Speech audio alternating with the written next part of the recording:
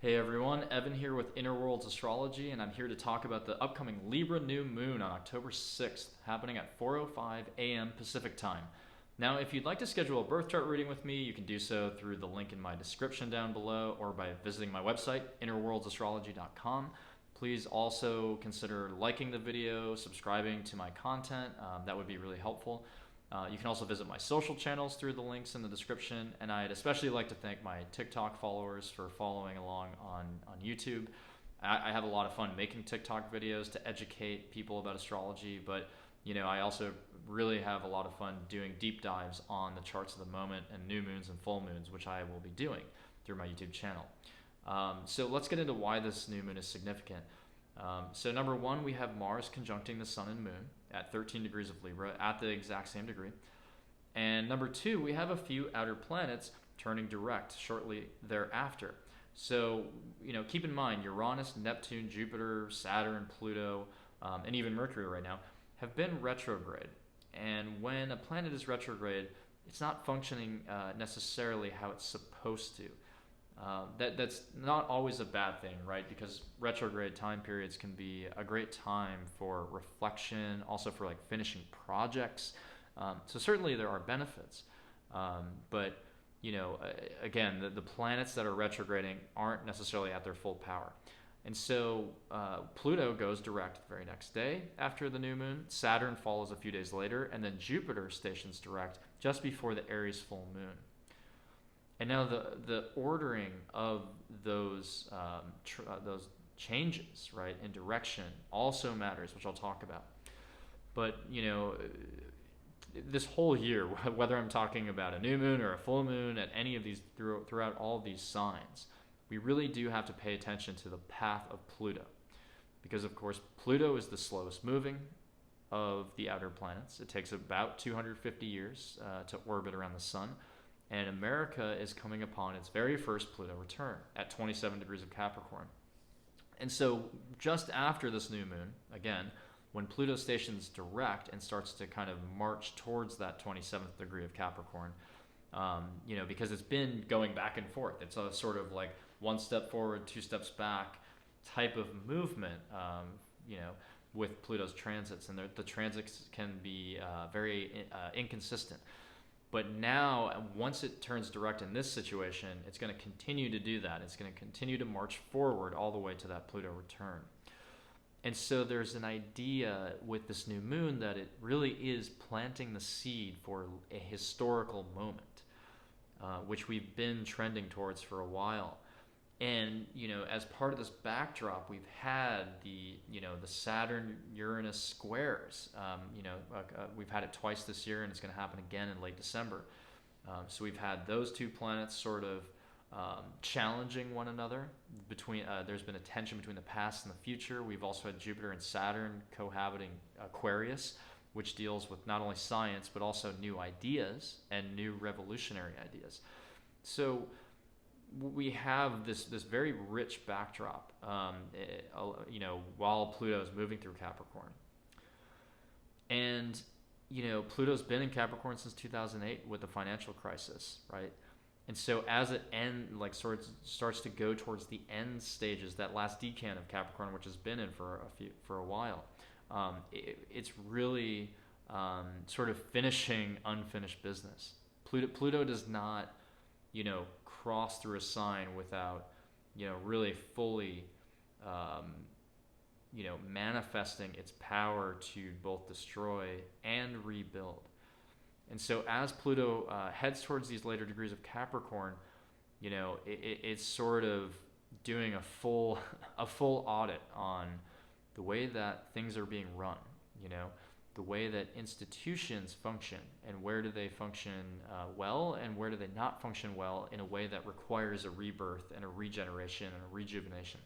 So as a society, we're feeling this at a subconscious level. We all understand that the institutions that we grew up believing in, haven't always panned out, in the way we expected. And so Pluto is offering us a chance to actually understand, okay, well, what makes a more evolved version of this structure that we live in? And and then also, how do we tap into that Aquarius energy to actually drive progress? So not just to, you know, regenerate and renew and reconceive institutions, but do so in a way that generates progress. And that gets me to the Libra energy.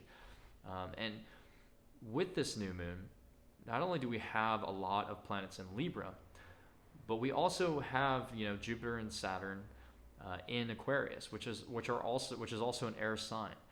So if you count up the elemental sort of energies in this new moon, it's heavy on the air, which can be great for thinking and communication, as that's what air signs have to do with. But when you have so much air, you know, it's not a great time for taking action. It's not a great time for inspiring people, because that's where fire comes in. It's also not a great time to inspire and elicit emotional responses, because that's where the water comes in. We do have Venus in Scorpio, which I'll talk about, but otherwise, we have a very air-dominant moment here. And that's okay. I really do think that, because what I've been doing is actually following, you know, and clicking through day by day throughout the year, what is this cosmic dance that the planets are doing with each other right now. And what I think is important about this full moon with all this air energy is that it actually gives us a chance to really think about that new society and that new institutional structure that we want. So I could see this new moon not necessarily manifesting as a big moment or a visible moment, because air is not visible, right?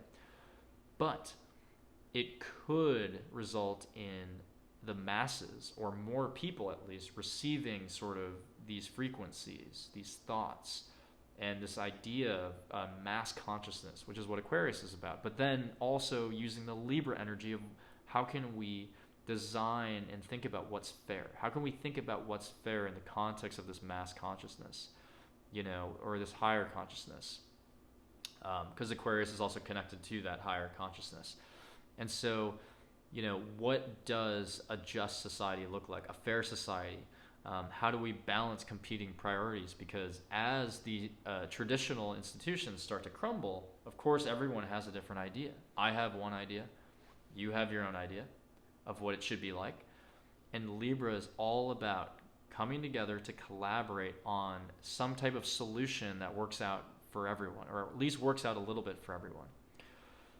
And with Mars there too, there's actual willpower to do that, because Mars is our willpower, it's our vitality, it's our sense of action, it's what allows us to act. And so with Mars in Libra, which is in exile technically, because it rules over Aries on the opposite side, I don't think that doesn't really bother me here, because it's conjunct the Sun and Moon, so it plays a vital role in helping us to decide and make a decision on what's fair. But again, because we have so much air, I don't necessarily see the action being taken quite yet, except for in a legal framework. So, you know, maybe laws are passed or advocated for. That would certainly be Mars and Libra. So there will be a little bit of action and talking about something, or maybe some decisions. But again, people are only getting the seed planted in their minds, you know, or incepted, right? Like, I don't really know exactly how the mechanism will work, but it's the seed of the thought of today, right? That plants the seed for action tomorrow. And by the way, Mars is going to play a major role in the Pluto return, because I believe on March 2nd of 2022, we have a Mars-Venus-Pluto conjunction at 27 Capricorn. And by the way, Venus rules over Libra. And so Venus is the chart ruler of, is the ruler of this new moon. And so I definitely see, whether it's, social contracts, the law, our value systems, our literal like currency value systems, kind of there's a connecting thread from this new moon all the way to the Pluto return. And especially because the Pluto return is happening in the US's second house of money, which Venus is associated with. So there's all these Venusian themes of whether it's the Libra theme or the Taurus theme, whether it's our material resources or our sense of, relational balance. It's all kind of playing a role starting now. And that's not to say that it hasn't beforehand in this year, but things are really heating up now with this Libra new moon. And speaking of Venus, we have Venus in Scorpio at the moment of the new moon. So again, because Venus rules this new moon, it's very important to consider where that is. And so it's at 28 degrees of Scorpio. And Scorpio rules, among other things, it rules other people's money, other people's resources, taxes. It does rule finance. So as we think about what happened when Pluto went into Capricorn, the '08 financial crisis, as it marches towards the later stages of Capricorn, what will be the focus? When you kind of connect all these themes again, you start to see how certainly there's going to be an evaluation of our monetary system, our financial system, what's working, what's not working. And with Pluto, there's not really a choice, right? Pluto will force that regeneration. Like if you think about the moment when something falls, when something starts to tip over, there's that point at which you can't hold it back anymore. You just it's like your instincts say, no, it has to fall. That's kind of what's going on here as Pluto hits the later degrees of Capricorn. It's been in this sign for so long, for so many years now, that, there's a sense that it has to get, it has to do its job. It has to, get the job done. And so that's putting pressure on all of us at a subconscious level to, again, figure this out. Okay, we kind of feel like something's wrong. Something's not working. The gears are kind of, clenched together, and they're not, they're kind of grinding together. And with the Libra new moon, again, we're starting to think about that. What really is fair for us? And we also have Mercury retrograding, which again, when Mercury retrogrades, it's not at its full strength, but it is allowing us to reflect. And when retrogrades happen, there's a focus on the past. Because of course, when we reflect on something that's happened. And, in that sense, I think that there's a way to get creative. Because Mercury retrograde is sort of like walking through a doorway. And let's say, 100 people walk through a doorway into a house. And one of those people has a Mercury retrograde, the other 99 don't. Those 99 people will walk through the door and move on to the next, or go through the hallway and move on to the next room. But maybe that one person actually shuts the door behind them, and then they see that there's another hallway off to the side, and they walk down that, and they actually get to the end point much quicker. That's Mercury retrograde. It's the ability to turn around and think about something in an unorthodox way. So during this new moon, as Mercury retrogrades, yes, communication might be difficult, logistics might be difficult, even getting legal matters finished, just generally started and completed might be more difficult. But for the collective, I do see an opportunity for us to think creatively about the social contract that we want to create, which again is going to be the focus of early 2022. And as this happens, we have Uranus at 13 degrees of Taurus, which is, again, the 13th degree, which is a degree of Aries, technically. So that adds even more sort of a foreboding to the Aries new moon, or a full moon that's going to be happening in this lunar cycle. And so when you have Uranus, in conjunct, in this case, to the new moon energy, that's adding to the creativity. Because Uranus is creative about the future, and when it's in Taurus, it's creative ways of how it's new ways of thinking about money, resources, fundamental, just material things. And here comes Venus again, but Venus rules over Taurus. So again, Venus, the financial system, Taurus, dealing with money. There's going to be something that triggers us to try to reevaluate what counts as making a living, what counts as a fair wage, things of that nature. So the Venusian energy is so prominent that it cannot be ignored. Whether it's, again, the fact that Venus rules the new moon, it's in Scorpio, the financial system, representing the financial system. Libra is ruled by Venus. Taurus is ruled by Venus. So we really need to track Venus in this moment as well. But before I get to that, as we're talking about Mercury being in Libra, Mars being in Libra, I also see not only social contracts playing a focus, but just the idea of bodily rights. Now, I say that because Mercury rules over the mind, the body. Libra rules rights. And if you think about a lot of the laws that are being passed right now, that is calling in, it's sparking a debate about what are the rights of each individual versus, their responsibilities to the people around them. And so we're having that conversation, in council meetings in small towns, on television, on social media. We're having these conversations everywhere. And so I see those conversations starting to get a little bit more momentum at this time because of this air, because of this Libran energy. It's like, maybe I can strike a deal. Maybe I can strike a deal with the council person who has this position that's so diametrically opposed to mine, but suddenly we see a way that we're actually kind of similar. We have a similar vision of the future. We have a similar interest. There is a way to give a little, get a little to give a little, kind of thing.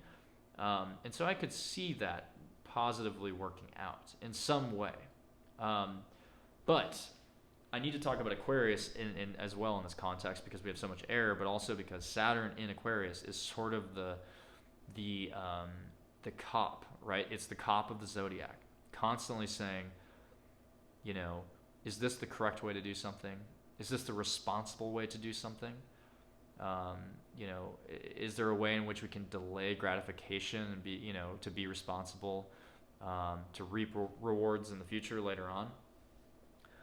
And so when Saturn is in Aquarius with all that Saturnian energy, Saturn is kind of clamping down on our abilities to gather, because Aquarius rules groups.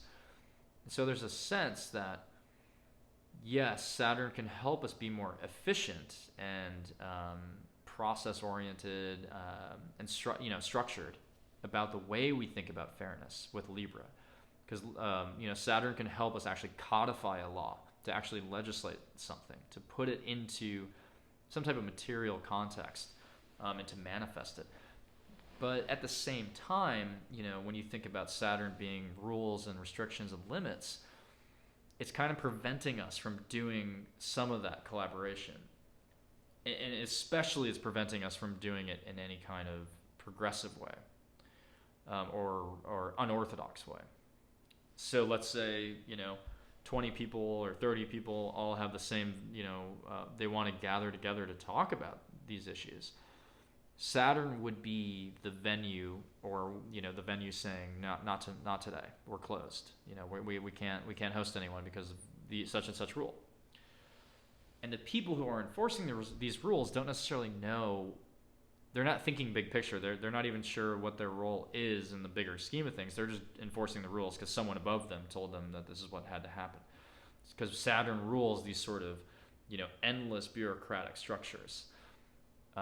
So we're dealing with that tension as well. Even though Saturn's also in an air sign and it's trining all this Libra energy, I still see it as a blockade in a lot of ways, because it's just been that way since last December when it hit 0 Aquarius. Ever since Saturn's been in Aquarius, we've had, what have we had? We've had lockdowns. We've had, again, which leads to that inability to gather together. So clearly we're going to start to want to strike a deal and see commonalities, and maybe even realize, people have been pitting us against each other, even though we really think the same way. So Libra can help, heal some divides, but Saturn is making it a little bit difficult in the physical sense of preventing those gatherings, but it might make us practical enough to get something done. So that should be interesting to watch. And again, but Saturn will turn direct, so it's going to gain some power as this happens. So it might become even more challenging. And so we have Pluto gaining steam, gaining momentum first, turning direct, and then Saturn shortly thereafter.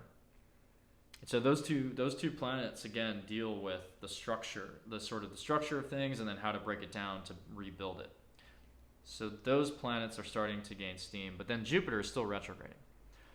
So our sense, again, even our sense of like good luck and opportunity through group gatherings, even through like internet communications, it feels a little bit subdued right now. But once Jupiter goes direct right before the full moon in Aries, it's going to help us kind of like wake up and be a little bit more inspired by that energy of group thinking, group movements, progressive movements, because Jupiter rules over Sagittarius. And Sagittarius is a fire sign. And it's it's harmonious with Aquarius because it's a sextile. If we think about the polarities, right? Fire and air. So when Jupiter starts to gain strength in Aquarius, I would say it's certainly comfortable there, and it's going to help us to think about the future a little bit more, because Jupiter is that sort of optimistic future outlook of like there's hope for something better. And so that's going to kind of go back and forth with Saturn there. Again, Saturn wanting to clamp down, Jupiter wanting to open up. There's a sort of a birth, expansion and contraction type of energy there. There's a cosmic dance, again, going on. And Jupiter is also kind of trining this Libra energy in the air sign. So the way to make sense of this is basically, one day we might feel that inspiration from Jupiter, that optimism of like, we can get a deal done. We can actually think about a better society. There is hope. And then the next day, Saturn kind of puts a cloud over us of like, no, it's not happening. It's actually just, we have to listen. We just have to follow orders. So we have to reconcile those two impulses and those two energies. And then meanwhile, we still have Neptune, of course, in Pisces. And this is another dominant theme of since 2011, since Neptune entered Pisces. It's one of the only water signs in this new moon besides Venus. Neptune in Pisces, that's where it belongs. That's its home sign. But at the same time, it gives it this power to confuse people, to fog the atmosphere. And when we're dealing with Aquarius energy, it's really important that we have a very unclogged internet, right? Or an unclogged pathway to communicate with each other to get to that future, to get to that better future. But with Neptune in Pisces, it's almost a blockade where it's like, it's just muddying the waters to the point where we don't know what information that we're collaborating about is real and false, no matter what screen we're watching it on. And so we have to figure out, how do we use the upside of Neptune rather than the shadow side? Because the upside of Neptune is that we could actually get even more inspired, because Jupiter and Neptune are very much, harmonious energies. So that's one way it can manifest. Neptune has no boundary. It's the collective ocean. It's consciousness itself. It's spirituality. It's also kind of letting go of things and letting things sink back into the ocean. Letting go of our egos. And guess what? We need to let go of our egos if we're going to use this Libra energy to strike a balance, right? Because the only way we're able to compromise is by giving up a little bit of our ego. So maybe that's where Neptune can be used. But it is trining Venus, so it could happen, right? We could use our relational skill sets to get inspired. But for so many people in this this world that we live in, right, it's not always being used that way. A lot of people are kind of just stuck on their screens. And it's ironic, right, that I'm doing a YouTube video as I'm saying this. But just generally speaking, sorry, there's a little bit of noise. But just generally speaking, we have Neptune in Pisces, kind of fogging up the atmosphere again. So we have um, people being kind of confused as to what to do. And so that can kind of stand in the way of our ability to compromise, because we can say, like, oh, well, I would compromise with you, but I saw this thing on the news, right? I saw this thing that actually says that I should hate you or I should be against you. And there's no way that we can compromise. That's the shadow side of Neptune, is this mass confusion. And we've been grappling with that since 2011, like, no joke. The picture has not been clear for a very long time. And so this is where astrology is really powerful, right? Is that we can actually see that that's happening, and we can deflect it and convert it into the more, the better energy, the more, which again is the spiritual inspiration. So I see this clash with this new moon. Is like, some people are going to continue to wake up and become spiritually inspired in a way that allows them to meet people in the middle and create a better future that we need to create.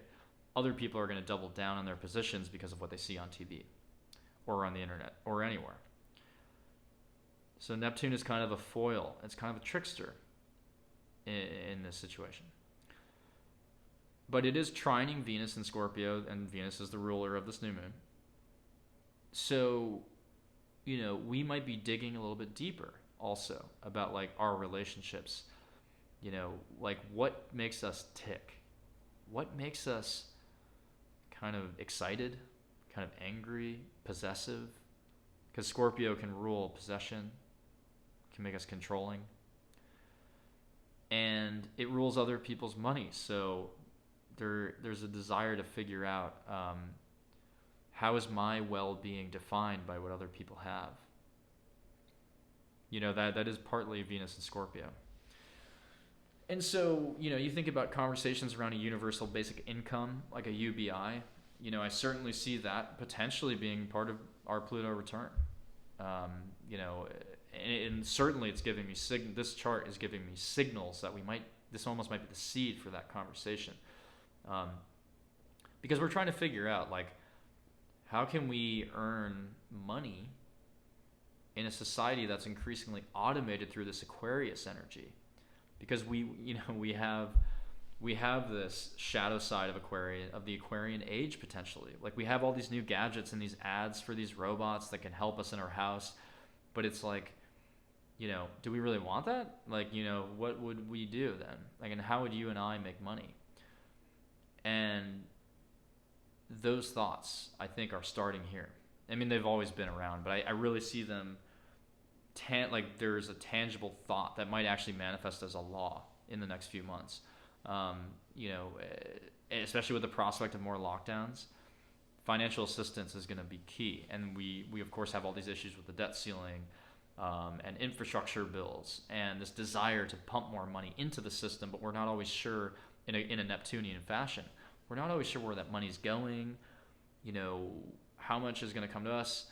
And so there's just mass confusion about that. And so we need to figure out what's fair. And by the way, I need to get back to Mars here.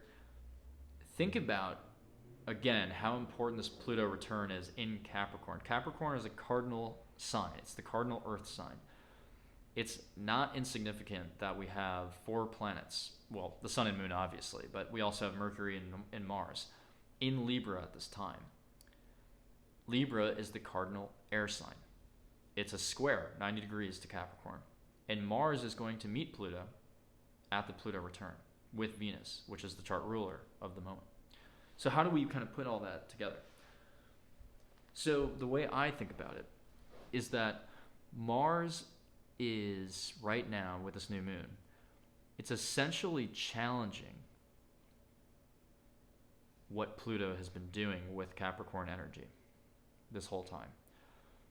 Because if you think about a 90-degree angle, that's a very challenging position to be in. That's a direct challenge to your to an opponent, to an adversary. There's an adversarial feeling to this. Mars being in Libra saying, okay, Pluto, you think that the institutions should be run this way? Well, I'm here to challenge that by getting us to think about what is sort of this egalitarian solution. What is a fair solution to that new institution? And it's channeling that energy right now, and it's almost planting a seed, for when they meet. Because once they meet, Mars will also be in Capricorn. And hopefully something that occurs at this new moon will set the stage for that transformation of the institutions to be fair in some respect. I don't know if it will be, right? But at least there's a chance. At least there's a chance of that. And then again, right before that, we have the Uranus-Saturn square, that third square. I think it's on Christmas Eve. And that's a challenge between Earth and air also, between Taurus and Aquarius. Taurus ruling the future, Saturn ruling the traditional way of things. So we have these challenges, these very significant squares going on between air and earth of kind of how do we think about something, the right way to do something before we actualize it, before we practicalize it, before we make it a tangible thing, which is what earth is all about, right? Like, taking the thoughts and then bringing them into the material world so that we can see it and touch it and feel it. So yes, this new moon, and again, this new moon really just sets the momentum for the next few months, because we have all these outer planets I'm talking about. We have them all stationing direct and gaining momentum again and gaining steam. And by the way, Neptune and Uranus are still retrograding. So some of our visions of the future, some of our ability to be inspired in the proper spiritual way are going to be tamped down a little bit at this point, for now, at least in this moon cycle. But we have Chiron in Aries. We have the full moon coming up in Aries.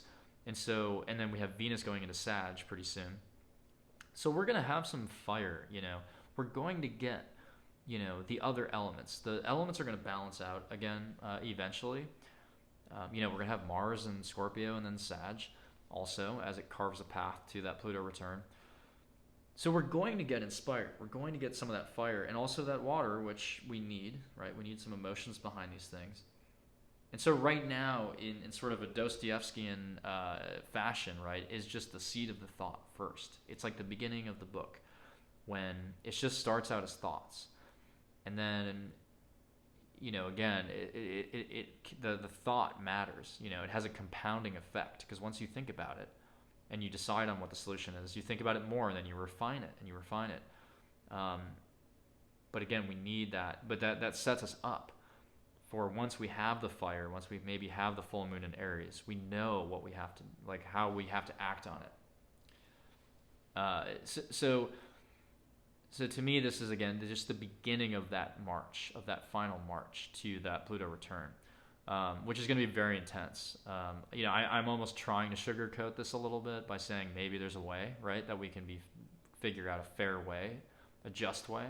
And I think it will set the stage for people to come together and demand justice, right? But we don't know necessarily how the Pluto return is exactly going to manifest. But what we do know, and then this is my closing thought, is that we do have the true and south node axis right now getting really heated, because it's in those early degrees of Gemini and Sagittarius. And those early degrees are extra intense and pure, because it's one of the purest forms of that sign in that first decan. And with the true node in Gemini, we have to evolve to be able to consider all sides of an idea, to be able to think and use our heads. That's what the air is all about. South node in Sagittarius means that our default operating system right now is to kind of be a little bit, dogmatic about our beliefs, because Sag rules beliefs, and thinking too self-righteously about this is my side's correct, my side's right and wrong. It almost like there's a crusader energy here, which there was at one point, right? Because we had the true node crossing Aldebaran. We had the south node crossing Antares, recently within a few months. But in those intense degrees, those first degrees, that just heats up. And I think that's the wild card, right? With all this Libra energy of thinking about justice, bodily rights, like what are my rights as a citizen? With the South Node and Sag, that's kind of another blockade, because we're a little bit too self-righteous right now to get out of our own position. But I'm hoping, again, and this would be my advice actually, is to use this Libra new moon to maybe pull yourself out of that South Node in Sagittarius and realize, like, maybe I'm being a little self-righteous, like maybe I'm being kind of a prick about certain things, and then Libra stepping in to be like, and because it's a sextile to Sagittarius, that's supportive energy, right? So Sag being that kind of inspired ninth house stuff, and then Libra kind of pulling us back to the seventh house of like, no. Think about the other person, not just the other idea. Think about the other person involved and what works for them. And then of course we have Chiron still in Aries, and it's opposing. This is actually very significant. We have Chiron opposing this new moon, and eventually, as Mercury retrogrades, it's going to fully oppose Chiron, I believe, at 10 degrees, and then station direct again. And with Chiron being the wounded healer, and Chiron being in Aries, and all the connotations of that, it can force us to deal with old wounds, and almost in a way that makes us kind of emotional and a little bit upset and angry. But once we deal with that, we have the capacity to heal others, right? And so there's a compromise to be made there. There's like the Chiron in Aries is my wound, because Aries is the first house. It's like, this is my pain, this is my wound that needs to be reconciled. But then Libra on the opposite side, with Mercury there, is like the other. So how do I reconcile my wound with the other people that I'm trying to compromise with? And again, is there a way that we can collectively heal our wounds? Is there a recovery underway of some kind? So again, as always with every new moon and full moon, there's a richness, a cosmic dance, there's a nuance, there's a complexity that simply cannot be addressed in really under like 2 hours. But I just wanted to give you guys sort of my half hour plus version of what I see happening here. So I mean, in your everyday life, as you go over the next few months, think about this. Think about the Pluto Capricorn sort of energy. What is the institution of tomorrow? What is a healthy transformation and a necessary transformation? Because that needs to be figured out still. We talk about, for example, the supply chain, which is actually a huge deal too with Uranus and Taurus, and I'll save some of that for another lunar cycle, but of course, we have supply chain issues always kind of throughout the year, being a risk, right?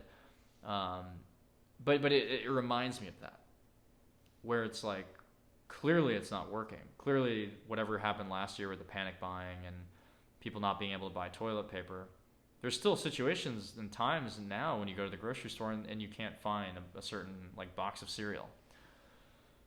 And to a lot of people, that's kind of insane, right? So with this Earth energy right now, with Pluto and Capricorn, Uranus and Taurus, there's a sense of okay, this is a malfunctioning system. The institutions aren't able to deliver us the goods. They're not able to govern. And so, I would think about that, what is being ignored and what needs to be fixed. And again, on a collective scale, that's just going to happen. It's like the bookshelf falling over. There's a critical mass. There's a point at which you can't you can't pick the bookshelf up, but it's just going to fall, and you have to let it fall. That's what Pluto's really good at. It's sort of like a purifying transformation, no matter how shocking it is. But really think about what's sort of bubbling below the surface when you have Pluto like ruling the subconscious mind too. What's kind of brewing? What's bubbling below the surface where you know it's not working anymore? You kind of know it's going to collapse, but no one's talking about it. You know, pay attention to that kind of stuff. When you have those thoughts of like, yeah, like, I don't know, is my grocery store gonna, like, how are they gonna fix this? You know, that's Pluto. That's partly Uranus and Taurus, but also Pluto and Capricorn. Just generally, like, what type of institutions do we want in this society? And again, with Aquarius, Saturn going through Aquarius, Jupiter in Aquarius, it's also gonna deal with the future of like, what are those? How do we design those institutions to support us in the future? So, anyways, a lot going on there with that new moon. But just wanted to thank all of you for watching this. Again, feel free to follow this channel. I would actually highly encourage it. Also to schedule a reading via my website. Again, innerworldsastrology.com. And then again, thank you to my followers from TikTok for coming over to watch this. Again, I have a lot of fun making those videos, but enjoy this new moon. Set your intentions also, of course. What do you want to do for the next 28 and a half days for this cycle? Again, think about what's fair and just, and what sets the stage for a better future. Thank you so much. Bye-bye.